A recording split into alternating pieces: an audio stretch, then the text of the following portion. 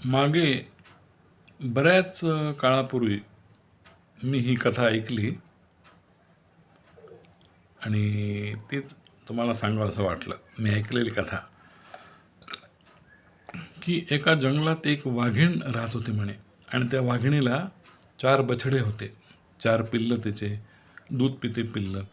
तर तिने ते पिल्लं आपल्या एका गुहेत ठेवायची आणि जंगलामध्ये बघायची, इकडे तिकडे शिकार करायला द्यायची. तर एकदा ती जंगलात जात असताना तिला एका ठिकाणी एक कोल्ह्याचं पिल्लू दिसलं.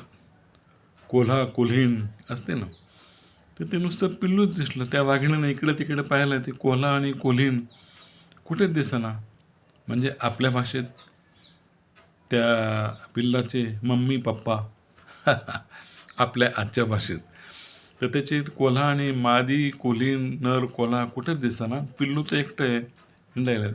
त्या वाघिणीला त्याची कीव आली.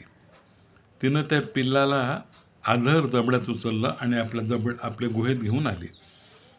गुहेमध्ये तिचे 4 बछडे होते, त्यांच्याबरोबर ते पिल्लू खेळू लागलं. ही त्या 4 पिल्लाबरोबर ह्यालासुद्धा आपलं दूध पाजू लागली ती वाघीण. तिला एक वात्सल्य भावना आली. शेवटी मादीच ती. म्हणजे माणसामध्ये जसं असतं वात्सल्य भावना, तसं पशुपक्ष्यामध्ये सुद्धा असतं. तर हळूहळू तिला त्या पिल्लाबद्दल माया यायला लागली. ते पिल्लूही रमला. त्याला काय कळालं, जन्मल्यापासून त्याला आई बाबा दिसलेच नाहीत. कुठेतरी चुकले असेल, हुकचूक झाली असेल, काहीतरी समजा त्याच्या नशिबानं. तर हळूहळू ते पिल्लू मोठं व्हायला, त्या वाघिणीचे बछडे मोठे व्हायले 4. तर आता वाघिणीला नवीनच काळजी वाटली. आता आपले पिल्लं आपल्याला भिवून इतके दिवस गप्प बसले, 4ही पिल्लं.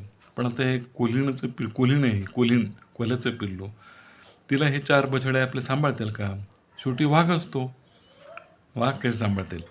आणि वाघच पिल्लं जसजसे मोठे व्हायला लागले तसं त्यांना कळायला लागलं की हे पिल्लू थोडं वेगळं दिसायलं आहे. आपल्या आईसारखं नाही, आपल्या चौघासारखं नाही, हे वेगळंच पिल्लू आहे. मग ते पिल्लाला असं एकटं टाकू लागले, असं त्याला डिवचू लागले. तर ते वाघिणीनं तो धोका ओळखला. मग तिथे 4 बछडे एकदा बाहेर खेळायला गेले.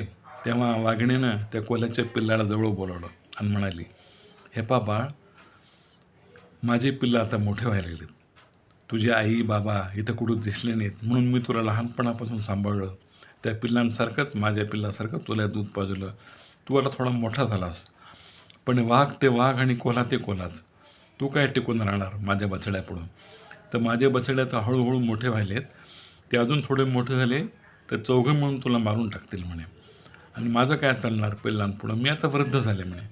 तू आता असं कर म्हणे, मी तुला त्या एका ठराविक जागेपर्यंत सोडून येते, तुझ्या जीवाला काही धोका होणार नाही. आणि मग तिथून तू एकटा राहा म्हणे आणि सुखानं राहा, आनंदी राहा. चल बेटा माझ्याबरोबर. असं त्यांच्या भाषेत त्या वाघिणीनं त्या कोल्ह्याच्या पिल्लाला सांगितलं. ते कोल्हू तिच्याबरोबर आपलं चालायला हळूहळू त्याच्याबरोबर गेलं. बाजूला लांब गेल्यानंतर ती वाघीण म्हणाली, आता इथं तू राहा, आता तू तुझं नशीब म्हणे. आता मी काही तुझ्याबरोबर खेळायला किंवा तुला दूध पाजायला येणार नाही, तू आता मोठा झालास. पण माझे पिलं आता हिंस्त्र व्हायला लागले. हिंस्त्र ते नैसर्गिक आहे म्हणे, वाघिणीचे बच्चे आहेत ते, म्हणून ते आता तुला काही करणार नाहीत, कारण तू लांब आलास. पण तू आता तिकडल्या क्षेत्रामध्ये येऊ नकोस, इथं तू तुझ्या नशिबानं राहा. असं म्हणून वाघिणीनं त्याला आशीर्वाद दिला आणि ती वाघीण निघून गेली. पिल्लू एका बाजूला जाऊन बसलं.